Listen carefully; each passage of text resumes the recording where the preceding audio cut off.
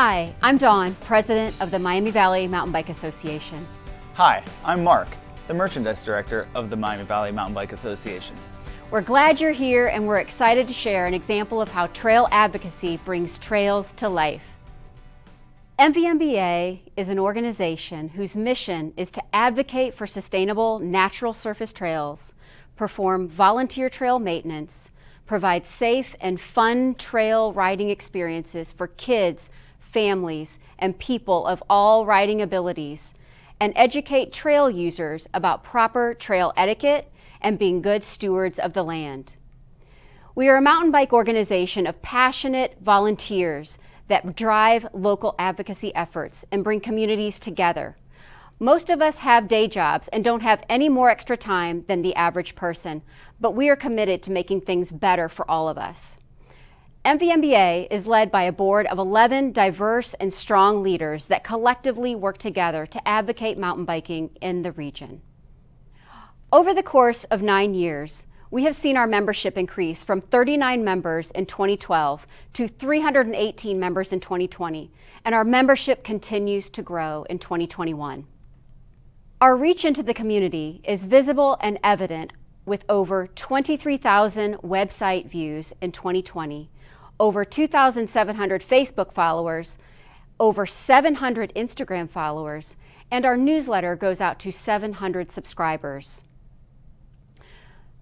With trails more in demand than ever, many are thinking, how do I get natural surface trails built in my area? This is a question that Josh King, the parks manager for the city of Huber Heights, asked MVMBA at the 2019 Cycling Summit. He expressed an interest in multi-use natural surface trails for the city of Huber Heights and had multiple locations that were undeveloped and in need of capital investment to activate. Mark will describe this undeveloped land and the style of trails that we helped incorporate into the City of Huber Heights Trails Master Plan, and he'll also be sharing the evolution of this master plan. So when Josh King approached the Miami Valley Mountain Bike Association, he gave us a list of several undeveloped properties in the City of Huber Heights. So the first property was Dial Park. It's about 18 acres with a small mowed grass area. The majority of the property is a mature woods. This is an underutilized park in an established neighborhood. The second property was the Wildcat Property. This property is much larger at 60 acres, but on the property there's a 7-acre lake, a 6-acre wetland, and the rest of the property is a young successional forest with a lot of invasives like a honeysuckle thicket. This property also has a lot of influence from the surrounding area. There is the Highway 70 that runs just south of the property, and there's a lot of noise pollution that you could hear when you're at the Wildcat Property. The other issue with the property was that it gets a lot of runoff from the local developments that are to the east of the property. Because of the influences of the urban surrounding with the noise, pollution, and the large buildings, it's hard to immerse yourself in that nature setting. Dial Park property, on the other hand, is in a established neighborhood, and while the property is smaller, it does have good topography and a good mature woods. So we started off developing a plan for the Dial Park property. So now that we went through and decided that the Dial Park property was the piece of property that we wanted to explore first with trail construction, we wanted to evaluate the property to figure out what type of trail would fit best on this piece of land. So with Dial Park being about 20 acres, it naturally fits more into an urban constructed bike park setting. Of the 3 main trail systems in our region, Mamba, the Troy Mountain Bike Area, and John Bryan State Park, those 3 trail systems fit more into the front country trails. The Miami Valley Mountain Bike Association is advocating for multiple different styles of trails to suit multiple riders and riding abilities. One of the things that we're also interested in is finding a piece of property where we could build a backcountry trail system. The backcountry trail system would be a more primitive style trail. This would be a good shared use trail for mountain bikers and hikers alike. and the trail density is a lot less dense than you would find at, say, John Bryan or Mamba. In a backcountry trail system, the challenge is the fact that there are natural features and exposure and just the remoteness of the setting, where the front country trails that we currently have more built features or enhanced natural features. One of the other riding opportunities that we have in the Miami Valley is Mike's Bike Park. While Mike's Bike Park is an indoor facility, the Dial Park project would be outdoors. And it would also have less than 5 miles of trail, given the fact that it's only around 20 acres of land available there. The idea behind bike parks is that you build trails that have progression in them, and that because the trails are short, riders can progress their skills on these short trails and enhance their riding abilities to progress to harder trails. As you can see in this map, the Dial Park property sits in the middle of an established neighborhood. The reason why we like that is that some of the challenges of getting more kids and families on bikes is access. Being situated in this environment, kids don't have to rely on their parents to drive them to the park. They could simply just ride through the neighborhood streets to access this space. The trail system that we designed for the Dial Park property will consist of beginner and intermediate lines. The green trail is about 1 mile long, and it'll provide hikers the opportunity to share the same trail corridor as mountain bikes.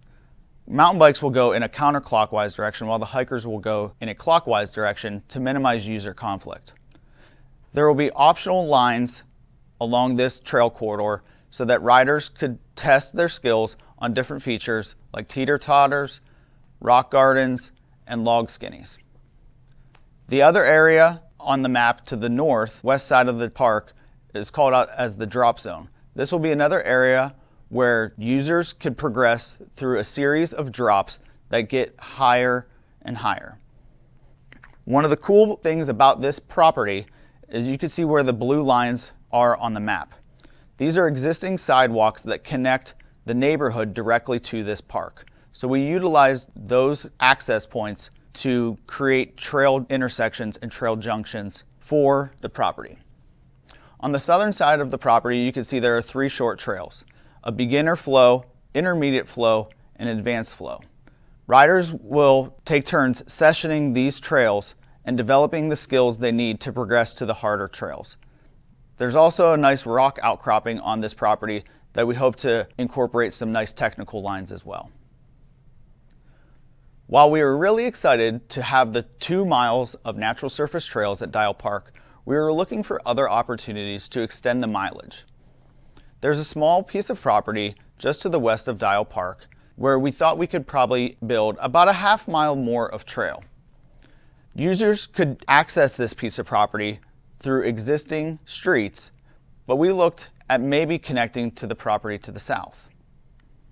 In this map, you can see an overview of Dial Park and the Dial Park extension to the west, connected by a small access trail, where we thought maybe we could get a recreational easement from the landowner to connect off-road to this other parcel of property. The Dial Park extension loop and the Dial Park connector trail would add approximately 1 mile to our plan. While looking at the maps in this area, we realized that there was an opportunity to connect to the paved trail network. Providing access for multiple users to get to Dial Park was one of our big priorities, so that users don't have to necessarily drive to access Dial Park. While looking at the maps in this area, we found an opportunity that might exist. There's one piece of property that separates the Dial Park extension from the Great Miami River Trail. The city is looking into potentially purchasing this piece of property to connect Dial Park and Dial Park extension to the Great Miami River Trail. This would provide easy access to Dial Park for many users via the paved bike trail. The yellow line in this map represents the Great Miami River Trail. And as you can see, with this extension, it would be an easy way to connect users to the Dial Park project. This would also add nearly 1 mile of trail to this project. And it would allow the neighborhood to access the Great Miami River Trail on a safe route where they don't have to load up their bikes on their cars to get to the Great Miami River Trail. In addition to connecting to the Great Miami River Trail, we also looked at opportunities to get more kids on bikes and connect the Dial Park project to the local schools. The Studebaker Preschool, Wayne High School, and Weisenborn Junior High sit in close proximity to the Dial Park project. We're looking at opportunities to connect these schools to Dial Park in an off-street, safe route. One of the focuses of the Miami Valley Mountain Bike Association is to get more kids on bikes, to develop a healthy lifestyle and an activity they can stick with for many years into adulthood. We attended a webinar for the Specialized Focus to Ride grant. The first part of the Focus to Ride grant, Specialized will give a fleet of 20 bikes and helmets and a curriculum to the school so that kids can get introduced to biking. The second part of the Focus to Ride grant gives funding for the school to actually build mountain bike trails on their property. So there are two grants that we are currently looking in to actually build mountain bike trails at the Weisenborn School. The land behind the Weisenborn School is currently underutilized, but has a lot of potential. Just outside the back doors of the school, we could build an easy green trail that will have multiple skill building features along that trail so that riders can get comfortable being on a bike in a safe environment. As the users progress, there is another opportunity on the other side of the creek where there will be a climbing trail up to the top of the ridge and then 3 trails that descend down that hillside. Because these trails are very short, it's important that we have a lot of man-made technical features along these trails so that riders can progress their skill set so they can advance to more difficult trails. Since all the trails on this property are relatively short, it is important that these trails are built single direction so we minimize user conflicts. The other thing that we want to keep in mind is that there will be multiple skill building features on each of these trails that increase in difficulty. So the idea is that riders will climb up the black trail and then descend down the yellow and then keep repeating that trail until they feel comfortable to go to the orange trail. And then that gives them the opportunity to get more miles on this small piece of property. Josh King from the city of Huber Heights recently brought this to our attention. The piece of land that we were looking at possibly obtaining a recreational easement to get from Dial Park to the Dial Park extension recently sold to a developer. While the developer has a plan to build a lot of houses on this property, there are some interesting things that Josh brought to our attention. As you can see in this rendering, the developer is interested in building most of their houses up on the ridge, leaving a lot of land undeveloped. The land developer has approached the city and they are interested in creating a nature preserve. And the details still need to be kind of flushed on this project, whether the land developer will keep ownership of the property or whether they'll donate this property to the city or how this will all shake out. But as you can see, this provides an excellent opportunity to connect Dial Park to the Great Miami River Trail and also connect Dial Park to the Weisenborn School. These connections are extremely important to this project as it allows users to access the parks without getting in cars, and it gives safe routes to schools so that kids have the opportunity to ride their bikes to school without worrying on transportation from parents or riding their bikes on busy roads. This is our preliminary plan to activate the nature preserve area with 3 additional loops. As we get more information from the city and the developer, we could adjust this plan to fit the needs of the city and the developer. This would be a great opportunity to provide more shared use trails. This could be an additional selling feature to people that want to buy into this neighborhood, having access to trails right out their back door. So what started 2 years ago about building some natural surface trails at Dial Park has quickly turned into a full, complete master plan. Connecting neighborhoods to paved trails and schools, providing multiple riding opportunities and hiking opportunities for residents within Huber Heights and the surrounding communities. Through the trails at Dial Park, the Dial Park extension trails, the connector to the Great Miami River, and additional potential trails in the nature preserve. Getting kids on bikes at Weisenborn Middle School. This is a great way to connect the neighborhood to the schools, to the river, and to the parks within their community. All while being able to access these amenities using their bikes instead of vehicles creating healthy lifestyles for residents of Huber Heights. If we can get this plan implemented, people will have access to trails right outside their back door. Kids will have the ability to have safe routes to get to school, and people will have access to get to the Great Miami River Trail without getting in a car. All of these connections are vital to building a healthy outdoor community for the residents of Huber Heights. So our initial concept of having some natural surface trails at Dial Park has quickly built out to a full master plan consisting of over 10 miles of trails within the city of Huber Heights. So the big question is, how does this stuff get funded? Trails are important to communities and are an asset, just like soccer fields, baseball fields, and other ways to engage the community and have outdoor activities available for the residents. If we think about trails in that context, they do cost money to build. And the Miami Valley Mountain Bike Association is working with the city of Huber Heights to find grant opportunities and then creative funding sources to help bridge the gap between the city's budgeted amount and the full cost of these projects. This is an example of how trail advocacy brings trails to life. In large cities and small rural towns alike, trails enhance quality of life, provide economic benefits, and create community. Mountain biking is trending up. There is an increase in riders and a desire for access to trails, and more trails close to home. If you're passionate about more people on bikes and this information resonates with you, reach out to us and we'll help you develop a plan for your open spaces. Thank you for listening today. Hey folks, thank you to our presenters for putting together such a great presentation. That information is really phenomenal, and I'm really excited to see what's happening in Huber Heights. Early on, I had talked with some of these projects, but I've been out of the picture for a little bit. So those of you in the audience, if you have questions, please drop those in the Q&A. We'd love to hear from you all if there's specific things that you're interested in hearing more about. I've got a laundry list of questions that I can start firing out there, but I want to give you all a chance to to ask first. Anything there? We left them speechless. Yeah. Well, I'll give you something to consider. I know, this has been a project that's been in the works for quite a while now.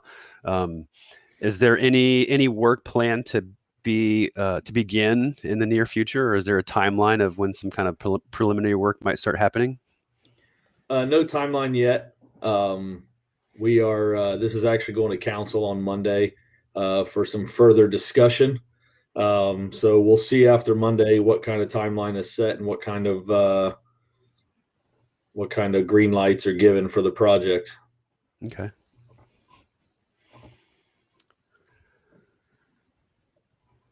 Any other? I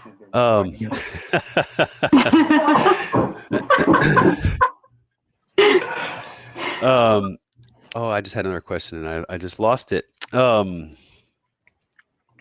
So, the project in Huber Heights has expanded, and I love to see the portion at the middle school. And Mark, you had mentioned these grants.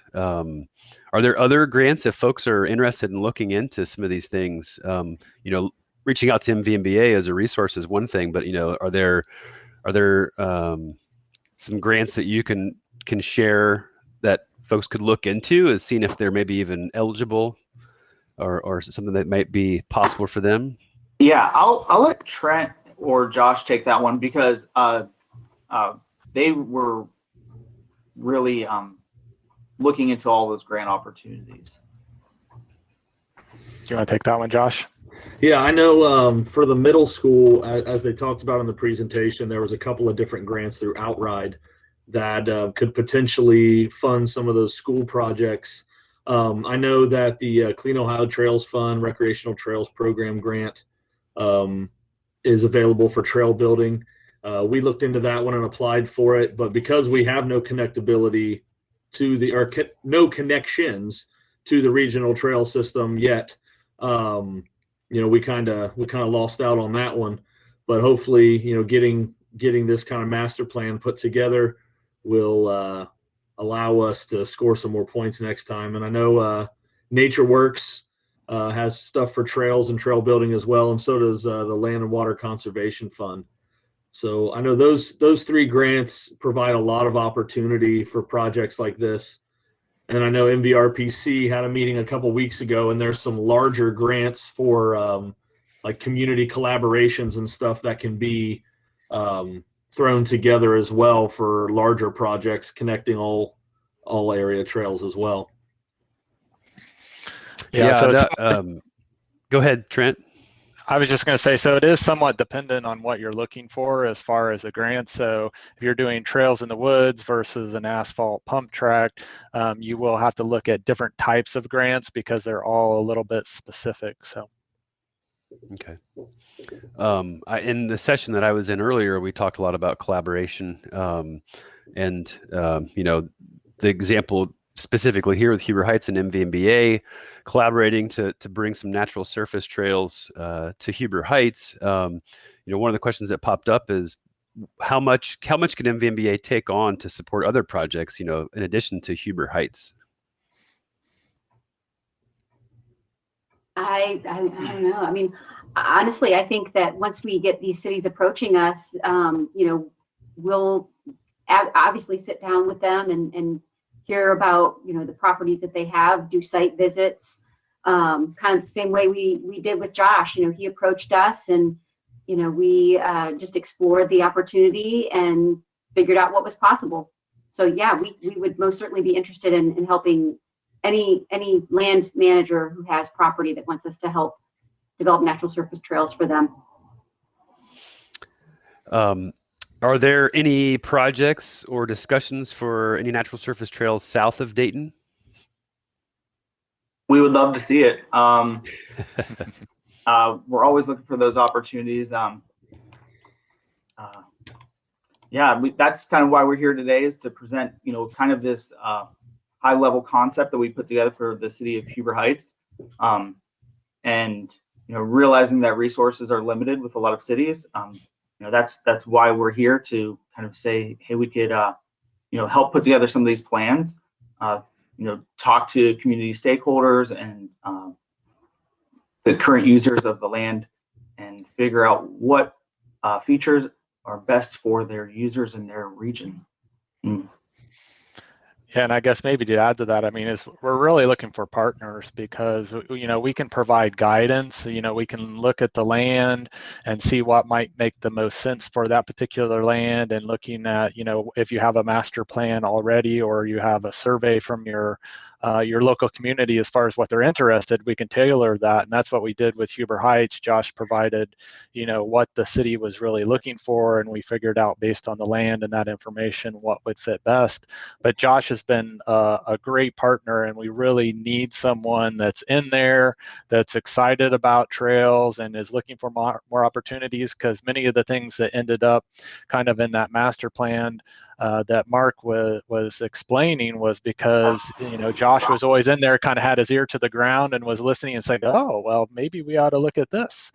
And so, that all kind of tied in. And so we really need that great representation from the city or the park system or whoever it is.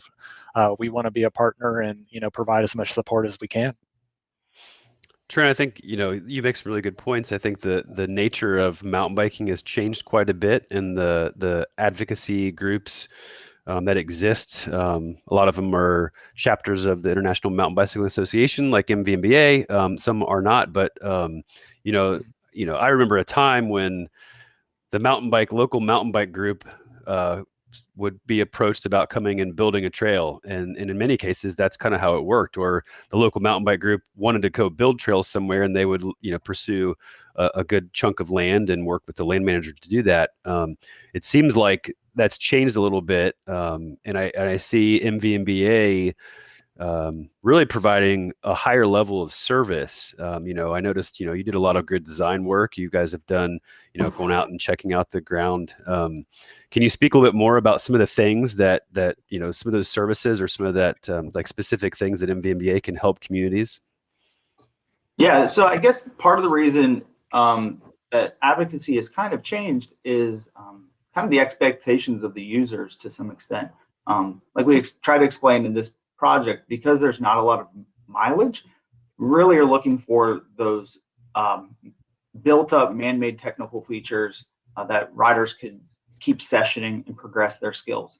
So it's not just for the smaller like bike park projects.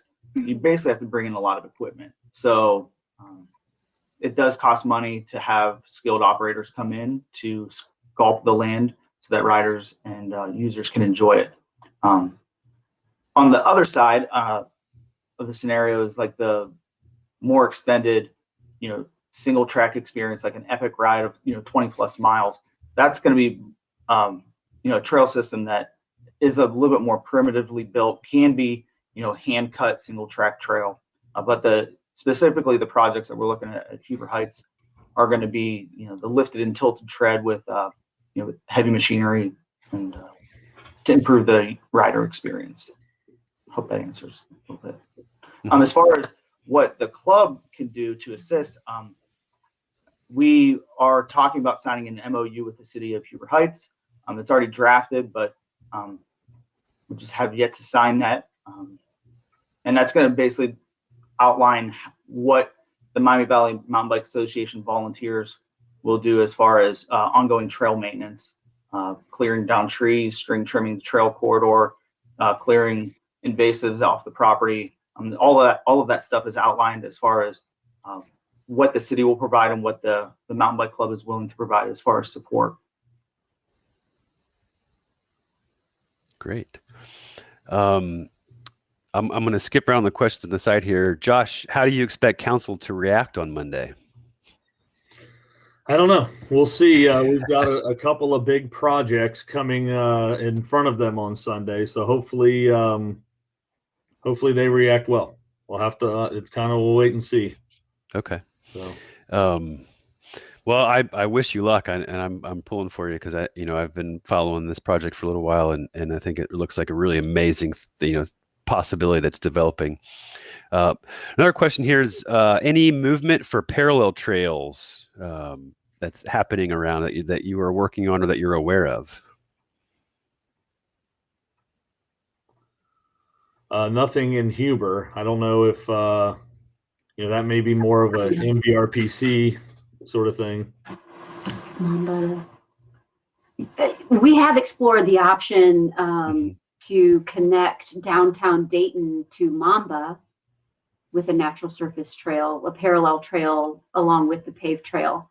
But there's several other land managers. Well, I know we need to talk with MCD. I think they own some of the property. I think some of it's city. So there's several land managers that we need to coordinate that with.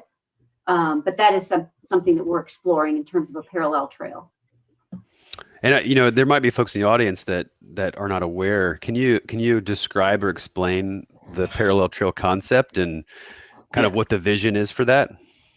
So I know like Don, Trent, and I have all been to Bentonville, Arkansas, and they do a great job of parallel trails. So say you have the paved trail corridor that's running through a woods.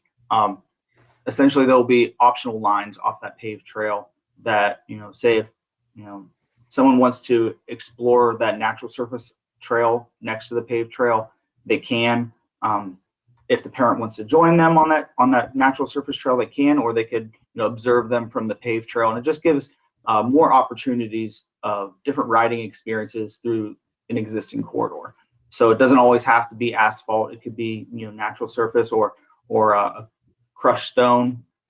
It's just giving a little bit of variety.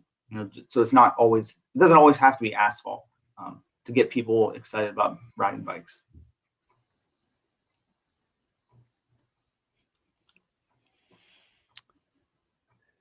Okay, here's a big picture question for you MVMBA folks. What is MVMBA's dream scenario?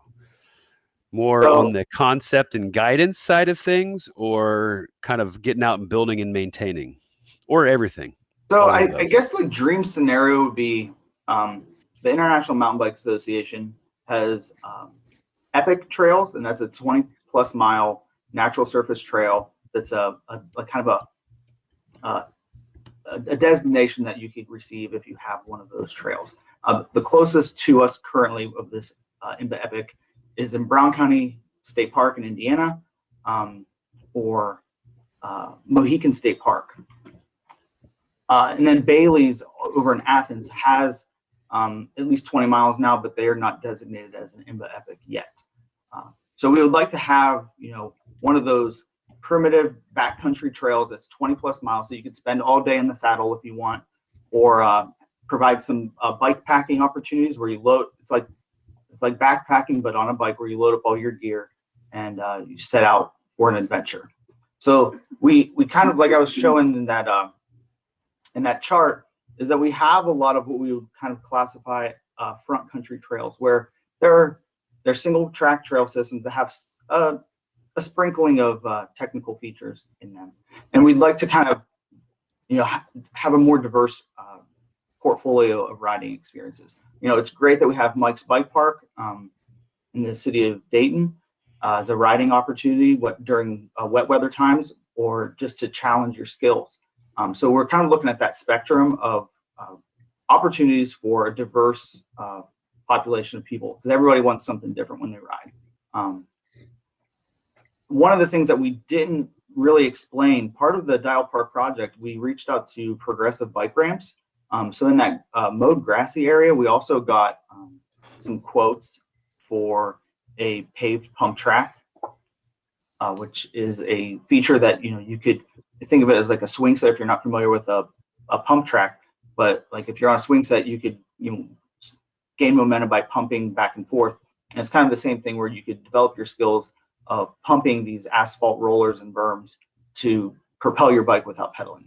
And another feature that we proposed for the Dial Park project was a bicycle playground. And again, that's an area where young kids on strider bikes or beginner riders can develop that comfort level of riding a bike on natural surface without a whole bunch of trees in the way. But there's some skill building features along that trail that can help them improve their skills. So yeah, varied opportunities for people. As far as what the club can provide, we do offer some skills clinics and a lot of maintenance. I forget how many hours of volunteer. 2,800. 2,800 hours. And I was just at that was in 2020. In 2020 alone, and I was just at a couple of our facilities. So that's volunteer trail maintenance.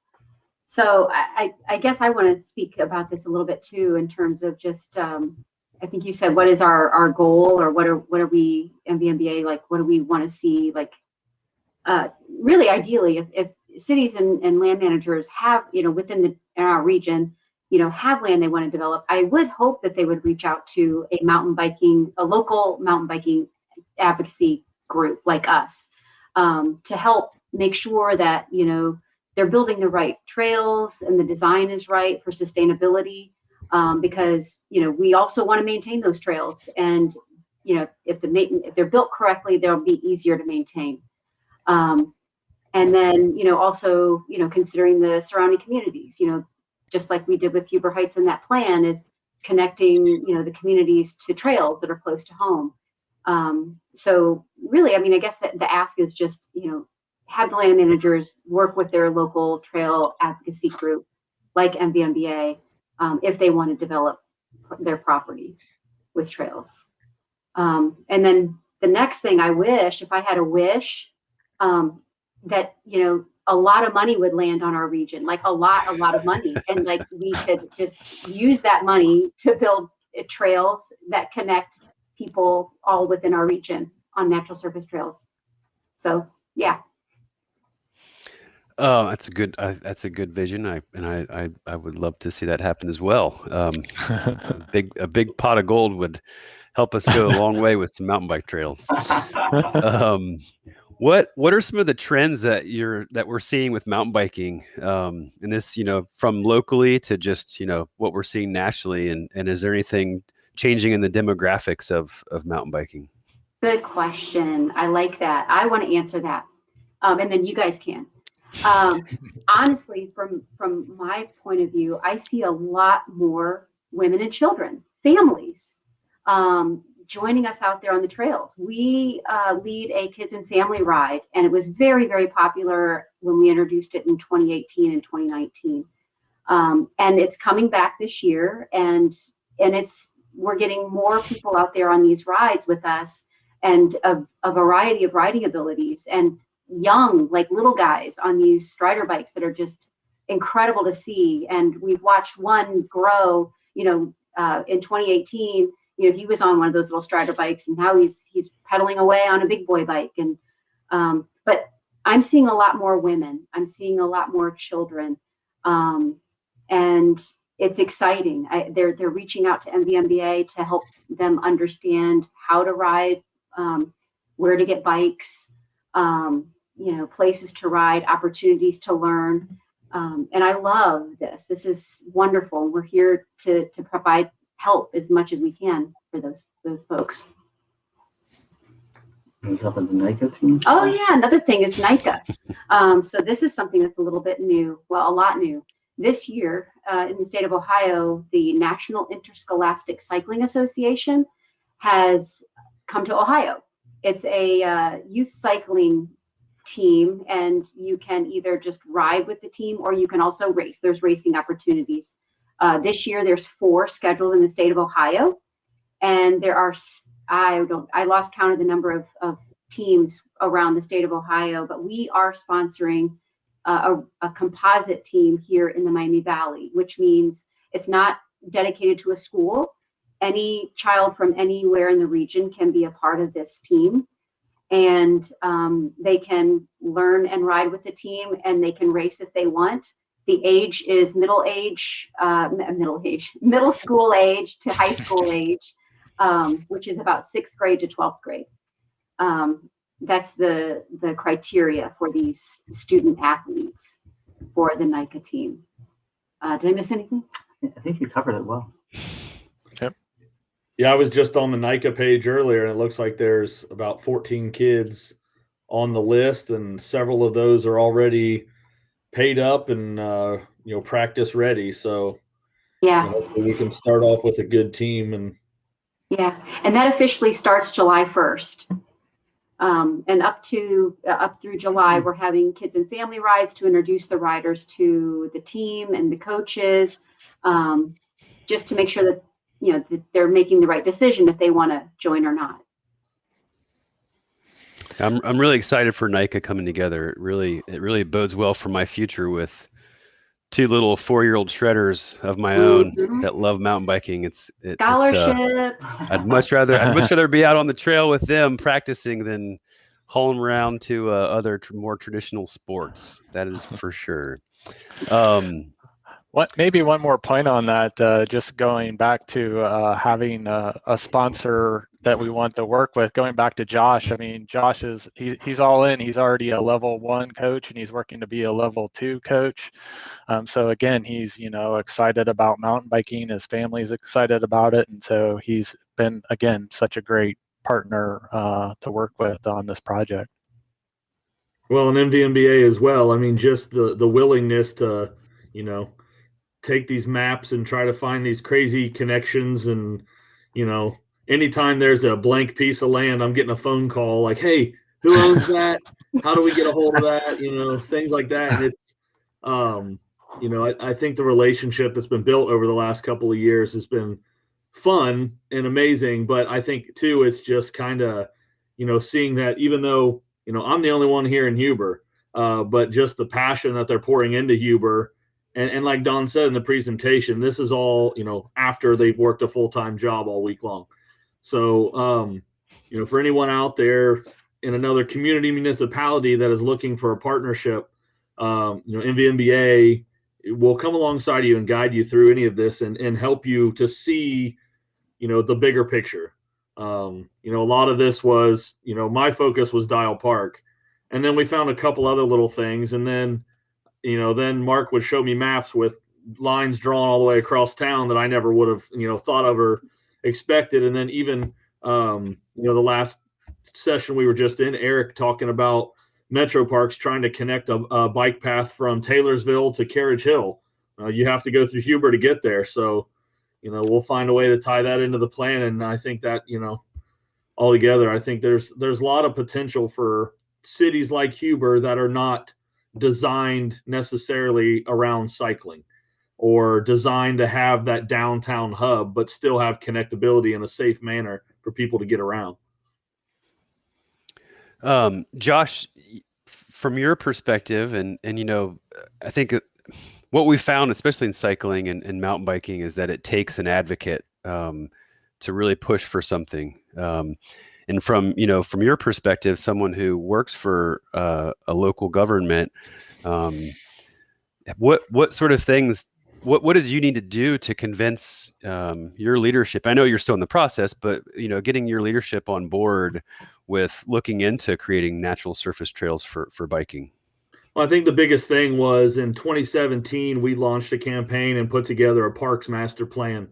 That was finished up in 2018. Looking at the top 30 requests and wants and needs of the citizens who answered those surveys, these natural surface trails and this design that we have hits half of them. You had desire for outdoor trails, for mountain biking, for just green space. And I mean, you look at all of these wants of the city and the citizens, and this trail system hits on so many of them. But not only that is, it takes this whole section of town that we're looking at on the west side of 202. There's nothing there as far as parks, playgrounds, things like that. I mean, it's a pretty kind of secluded area when you look at the other amenities we have. So taking these trails and connecting all these different neighborhoods that otherwise you'd have to get out and drive down 202 to get to, I mean, it's just creating, that neighborhood feeling on that side of town. And then, to hopefully be able to connect that to the middle school in the future. And then bring that in off of the Great Miami River Trail. Just north of there is where most of our restaurants and stuff are in Huber. So, you get this park destination kind of location there. People come right in and then, run up, grab some food. I mean, that's just, that's all economic boost. So hopefully, some people from council have sat in on this session today, or will look on it later and kind of see this plan. And hopefully they'll see the same vision that we see of a way to just create all of this connection that we don't have currently. So at the last cycling summit, MVMBA did a session, and I know there was some good momentum that started there, and some other projects and things that have popped up. But kind of from a different angle, Josh, another question for you: do you have any advice or suggestions for other, whether it's park management staff, whether it's planners, whether, it could be an economic director, but somebody at, if they're at another city and they're seeing what Huber Heights is doing and they've seen what MVMEA has done with other places, do you have any advice on kind of what's a good first step? What's something that they can do to kind of get the ball rolling? Call Don, call Mark, call Trent. Yeah, we were just talking about this earlier. I mean, last summit, I was sitting there listening to the presentation about Bentonville and the idea of multi-use trails, and it was blowing my mind. And I'm vigorously taking notes. And Dawn came and sat down next to me, and she's taking notes and passing stuff to me if I'm missing it. Trent sat down with me at lunch, and we talked about things. And I think that first step is just picking up the phone and making that phone call. It really is. I mean, they have so much knowledge and skills in that leadership group of MVMBA that, I mean, there really is nothing that has seemed too crazy or too outlandish of an idea yet for us to try to figure out a way to do it. And Josh, you also joined us on our kids and family rides, you and your son and daughter. Yeah. And I have to say, can I share the funny story, Josh, please? So Josh joins us. I think he borrowed a bike from a 12-year-old girl. If you don't know Josh, Josh is a really tall man. he could be a linebacker. He's that big. And so anyhow, he's on this little bike and he's pedaling away. But even better, he's got this backpack on that looks like this tiny little backpack of a hydration pack. But he's out there. He's having fun with his kids. And he's doing his best on that little tiny bike. But I think he's got a better bike now, right? Yeah, I do. Yeah. My daughter rides getting that him on bike two now. wheels. Yeah, he got out there and had fun, and he's not stopped since. So, you know, and now he's a coach for our NICA team, and his kids are on the team as well. You know, so we could not be happier that Josh is around. Like his passion and his advocacy for trails, and just his understanding of his community and the importance of having this as an element to his community is wonderful. And that's really, I guess, the point to drive home is that, yeah, we are a bunch of mountain bikers. We're extremely passionate about, you know, trails and getting, you know, sharing that passion with other people. But without having someone within a city or community that could help guide and make decisions and push priorities up, you know, we wouldn't even be presenting on this project today. And I really believe some of this stuff would have been built by now, but we can really blame COVID. A lot of the grant funding stuff was put on hold. So, you know, we're full steam ahead now, and hopefully in the next cycling summit we could share some of the actual construction and projects that were actually implemented. Here's a question for you for MVMBA. What kind of legal or financial risks are involved in private land for mountain bike use? So maybe I could start on Yeah. that one. So we have another project that we're working on. It's with the Huber Mennonite Church. They were interested in having an outreach, and they wanted to build some trails on their land that they could have, that the local kids and families could have a safe place to come and ride. But it is all private property, and there is a statute within Ohio that basically grants legal protection to people that own private land, that will invite people on to use it, whether it's mountain biking, hiking, it doesn't really matter. But basically what the statute says is if you welcome people to use your land and that it's free of charge, that you basically can't be sued or have any type of issue if someone would get hurt on your land. It's called recreational immunity.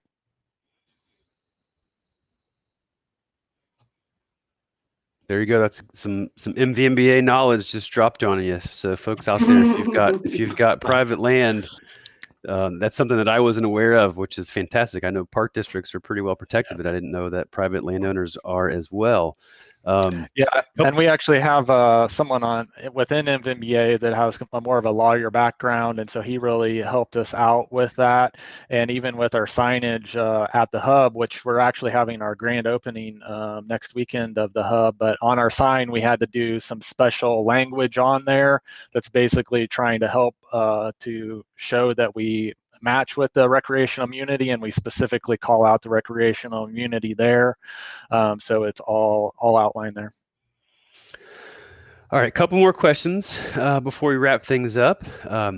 Is the club membership growth representative of new interest in mountain biking, or is it just your cool new branding and merchandise that helped build it? I have to admit our branding is really cool, and we want to thank Real Art for that rebranding. Real Art designed it for us. But yeah, I think memberships, we're seeing new members every day. And I think a lot of it has to do with just our reach. I mean, our involvement with the community. For example, I'll talk about outdoor experience. I was just there, obviously before it was closed. A girl approached me and she said, I want to learn how to ride mountain biking, because MVMBA was sitting there at a booth, and she just approached me at the end, and I said, let's meet out at Mamba and I'm going to show you how to ride a mountain bike. it's things like that people, they're seeing us in the community, they're seeing our involvement, they're seeing the impact that cycling has on the lives of other people, and they want that too. They're realizing it's not just Red Bull Rampage, it's just enjoying nature on two wheels, and it's great, and that's why we're seeing the membership growth. The branding helps because we want to get recognition for when you see our Ohio sign with MTV in the middle. So yeah, I think that's all together the answer to that question. I would agree. I'll mimic what Don said there. I think it is the community involvement. For me, like I said, a couple years ago, just kind of jumping in, I had never mountain biked before the last summit. As Don and Mark attested to, I showed up on a bike that I bought. I didn't even know there were different bike sizes. I just, bought one and went with it.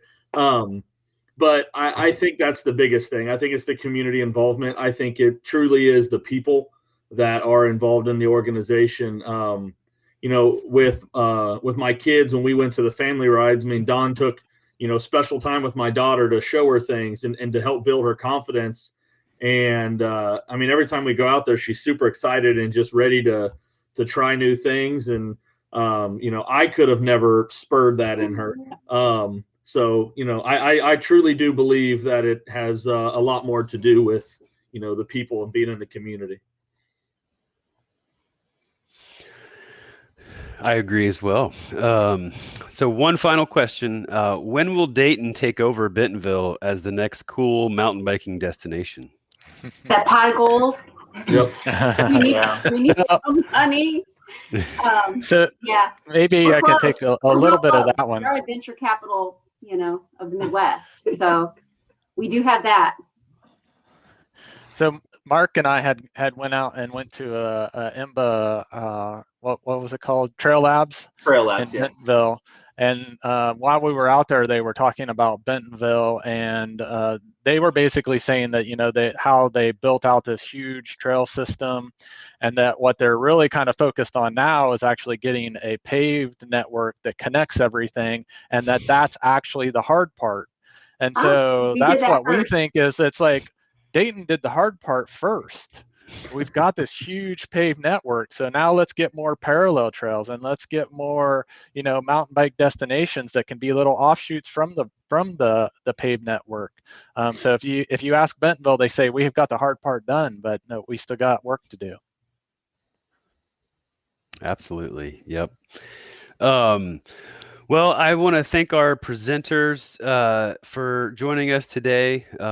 As a mountain biker, I'm always excited to hear what's going on, and I think the story of mountain biking is really amazing, and the work that these folks are doing has really had a great impact, and will continue to have an impact. And as we see these numbers still continuing to trend upward, and bike sales are through the roof, you can't find a bike anywhere.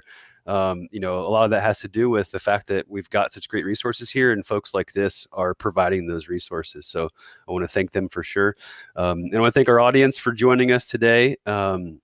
This session is recorded, so you'll hear more information about how to view these sessions or share this information with others down the line. But here in about 5 minutes, we're going to have some closing remarks and the announcement for the next summit host.